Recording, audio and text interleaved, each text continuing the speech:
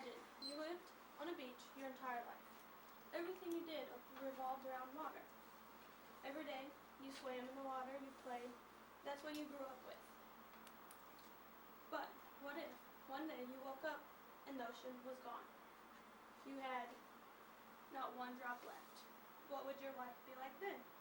It would have changed dramatically. Today I'm going to tell you about the ocean and its importance to our everyday lives. You all are probably wondering how this is relevant to you. For starters, the ocean is home to some of the most amazing animal life on the planet. And it also is home to what helps the air breathable, and that's plankton. It is also 97% of our water supply. Without it, we wouldn't be able to survive. I am credible on this topic due to the several hours of research I put into it. My sources come from the book Ocean and Human Health, Implications for Society and Well-Being by Robert E. Bowen, an article from the Worldwide Funds of Nature Open Ocean Importance, the book Climate and Conservation, Landscapes and Seascape Science, Planning and Action by Judy A. Hillary. So, I'm going to touch on three things. How, throughout history, water has helped us and how we wouldn't be here today without it. How the ocean affects our everyday lives and what it would be like without the ocean. Once you understand the brief history of our lives with the ocean, we'll see how it greatly influences our lives today. So, the ocean, the history we have with it. The ocean has been here since creation. In Genesis 1, verse 10, God called the dry land earth and the waters that were gathered together, he called them seas. He used the ocean to create the flood. Without the flood, we wouldn't be where we are today. God used the flood to start the new earth and his new plan for us. Also in history, for our ancestors, they used the ocean to come here. If they weren't here, we would all be somewhere completely different. For some of us, Europe. For others, Australia. Some, China. From all over. To think, without the ocean, we'd be in a whole different environment. We would be completely different people.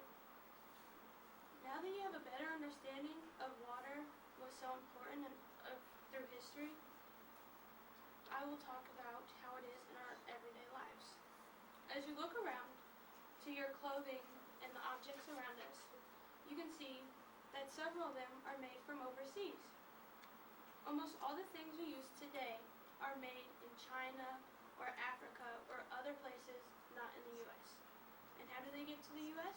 They come by sea on large crater boats. And without the sea, we wouldn't be able to get the things we have today. Also, as almost all of you have a cell phone, what if you want to get in contact with relatives overseas or you go travel away from the United States? A lot of cellular companies now have submarines under the ocean floors, and that's how you communicate with the people far away, and it's very interesting. It is also home. The ocean also provides thousands of jobs worldwide, and that's from fishermen to oceanography, and most of all, it provides our major ecosystems we need. The coral reef for the filtration of the ocean water so we can make it better for us, and then the plankton to help provide clean oxygen. And now that you know some of the things in our everyday lives that it's important for, I'm going to look at what the world would be like without water. Our lives without water would change dramatically because one, the ocean is 71% of the earth, and 97% of our water supply is the ocean. And the other 3% of that water is lakes and streams, but even those are connected to the ocean in some way, whether it be from the rainwater, from the evaporation of the ocean, or just connected through small streams. And a human not survive 3 days without water. So really, without water, we would be dead. We would not be able, we wouldn't have been able to come here today through our ancestors, and we wouldn't have clean water. So, as I close today, I want you to run through your mind. I want to go through the main points again. The ocean has been here since creation, and it's extraordinary. We wouldn't be here today without it, and we wouldn't survive without it. So, take a moment again and just think, would you want to live in a world without water? Without little pet fish? No. So I challenge you to make a change and put forth effort to help save the ocean by any means necessary.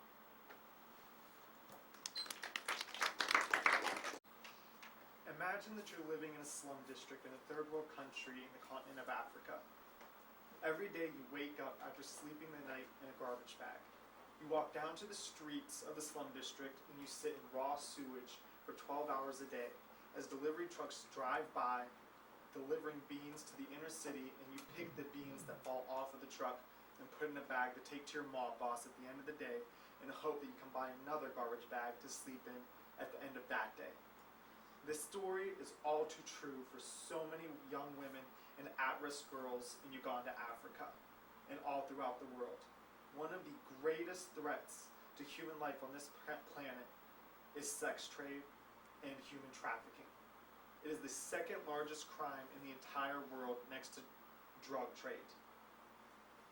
In Uganda, Africa, there are young women who sleep in trash bags, live in tents, and have to live in raw sewage all day, just hoping that they can pick up a few beans to take back to mob bosses and pimps to buy garbage bags to sleep in again at the end of that night.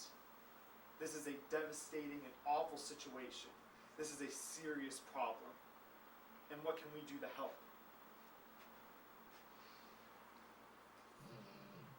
There's recently been a situation in Uganda, Africa, where a young woman was taken from her streets while collecting beans from mob bosses and rapists. She was taken to her father and told him that she wanted to convert to Christianity.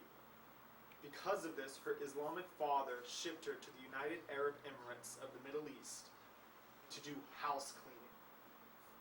The father truly thought that he was sending her away to be safe and to clean in a very high 5-star hotel in the United Arab Emirates. Come to find out 2 weeks later, this young woman was sold in the sex trade, and she is now lost somewhere in the world, owned by some man.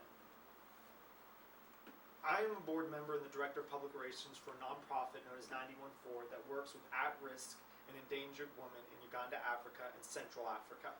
It is a 501c3 registered nonprofit under the United States American government, and this is where I draw my credibility from. I also am drawing upon sources from 914's other board members of directors, Meshkovska, Papanaklau, and Terada and Sowry of UNESCO, and Paul de Gouchenier, all have written peer-reviewed and academic articles on the threat of sex trade, human trafficking, and all other sorts of human rights violations in the world at large. Today I want to talk to you about the great need that needs to be acted upon to stop sex trade and human trafficking in the world. One of the great privileges we have in America is to effect great change. The problem is sex trafficking. The solution is us supporting organizations, creating organizations, and raising awareness for this issue. I have joined in with an organization known as 914. We fight sex trade, we protect women, we empower them, and we help them become independent and financially responsible. These are steps that we can take to end sex trafficking. There is a great need for change. Sex trafficking, as I said, is the second largest crime in the entire world. It is almost as big as drug trade and will be within 10 years. Human slavery is bigger now than it ever was in the history of the world. Even during the American Civil War, that doesn't even begin to compare to what we face today with human slavery. According to UNICEF, there's an estimated 1.2 million children alone that are sold in the sex trade each year. In Kampala, Uganda, women are openly taken from the streets, raped, and then sent back to collect beans, even as law enforcement watch on. Sex trafficking from Uganda is sent to Mozambique. Then they either go to the United Arab Emirates or to the Great Lake regions of Michigan, right here in the United States. According to Terada Sowry and Paul de Gouchenier of UNESCO, the Great Lakes region is one of the third major sex trafficking trade routes in the world, Chicago being a major port for sex trafficking. Poverty prevents almost 100% of a certain branch of women in Uganda known as the Karamojong tribe from ever reaching independence or safety. There is an opportunity to act against this horror, though. We do have a chance to effect great change. We have an ability to support, donate, and volunteer with organizations. So now that I've talked about what great issue there is, let's talk about the possible solution and the plan. The plan is for us to join organizations and to found organizations. We can support money, but as college students, we don't always have that luxury. But all of us as college students are in different majors and we have different skill sets, and we have the ability to lend our talents and our time to organizations that fight sex trade and human trafficking. According to Papa Nicolau, we must educate ourselves. We cannot be so narrow-minded in our view of sex trafficking. Sex trafficking needs to include the following crimes: slavery, forced labor, prostitution, pimping, and the trading of children, and any other human rights violation that moves human and uses them for an objectified purpose. This is how this plan would work. As we have seen with my nonprofit, as of 3 years ago, we went from a plan and a dream to now having 10 acres and a 120-person facility where we protect and empower women. And in 3 years, we've been able to make a major dent in the sex trafficking pandemic that plagues Uganda and Central Africa. If we implement this plan in our own lives, we have the ability to effect change just like this. We have the ability to save women, and we have the ability to protect children. Visualizing the benefits would look like this.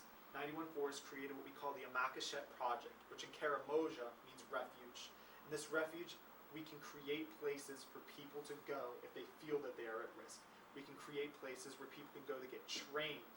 If they are trained and educated, they are 75% less likely to fall into the sex trade and human trafficking pandemic. Your support builds teams like 91-4, which is a growing organization that saves lives. The solution and the plan to this great problem is getting involved in supporting organizations. This ability to create organization has a great benefit to us as people. It enables us to fulfill the Great Commission. We're able to take God's word to every corner of the earth in this way. Every one of the women that we protect in Uganda hears about Jesus Christ, and we hope that because they love him and not because of Americans, that they choose to follow him and accept him as their Savior. It gives you the ability to gain unprecedented experience, to save lives and become a part of something greater, of an international effort to save women and children from sex slavery. The better conditions that we can create are huge facilities, 20-acre estates, houses, protection, security, the ability to protect women and children. I feel very repetitious, but I cannot explain to you the importance of protecting and helping these women and children. According to Meshkovska, sex trafficking and human trafficking will become the largest crime within 10 years in the world. It is a very sought-after commodity. Rich people in many Middle Eastern, African, and Asian nations take advantage of the sex trade. And in America, we believe that we become one of the major countries in this pandemic within 5 years. This is my call to action to you. Now that I've showed you the problem, now that I've showed you the possible solution, this is what I would ask for us as students and as followers of Christ to do. We need to volunteer. We need to lend our skills and our connections to nonprofits, to missions and organizations. We are a community. We're doing a service. We're saving lives and we're empowering the fight against this evil in the world. And you can be a part of it if you join an organization. Donate and raise awareness. If you give your money and your monetary support to an organization, it really does help. With 91-4, 100% of funds go directly to each girl. Every girl is given training. She's given housing. She's given armed security. Your money really does affect great change. For example, your call to action here to join a nonprofit, you can lend your skills to social media, to public speaking, like this, or other practical abilities that help bring in support. There's so many small things that you can do that can help a nonprofit. They have so many small practical needs that we are educated in as college students. Sponsor a girl with your money. They would love to have you as an adopted parent or brother or sister here in the United States. In conclusion, after facing this huge issue, after looking at a proposed plan, and after my call to action to you, it is really important to understand that we have the ability to affect great change. We can help these women, we can protect them, we can save children, and we can begin to build an infrastructure, a network, very similar to what the slaves had in the United States during the Civil War through the Underground Railroad. We can protect them and get them out of harm's way. It is my call to you guys to join an organization, to help these women. If need be, join me. Our organization is amazing, doing great things. But as followers of Christ, we are called to help orphans and the widows.